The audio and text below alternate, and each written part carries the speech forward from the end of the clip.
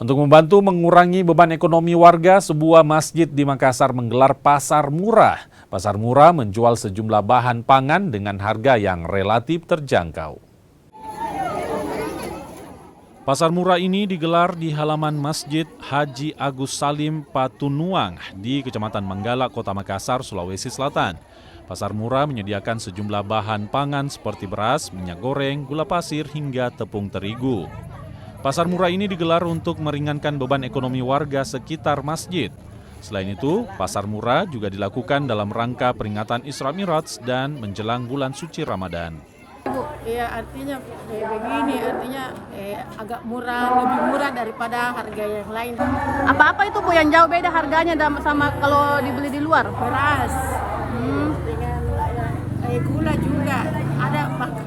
Ini kan gula 17.000 Ji. Sementara kalau di luar ya namanya pedagang juga mau untung. Kita biasa beli berapa per kilo Ibu? Kalau saya biasa ada 18.000. Di sini Berapa? ya? Kalau di sini berapa?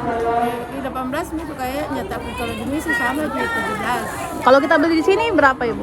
Saya beli baru 17 per kilo. Iya 35 lah, 17.500. Ya.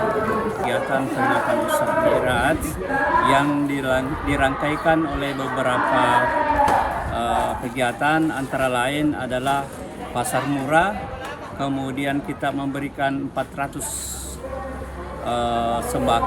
sembako ya, kemudian kita melakukan door prize.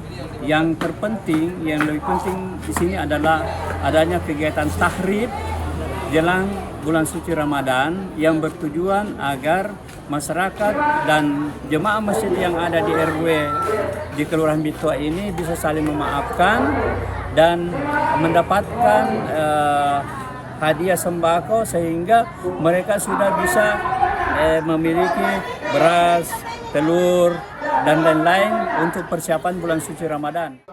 Selain pasar murah, pengurus masjid juga menyediakan sembako gratis untuk anak panti asuhan dan warga kurang mampu di sekitar masjid. Nila Rustam, Kompas TV Makassar, Sulawesi Selatan.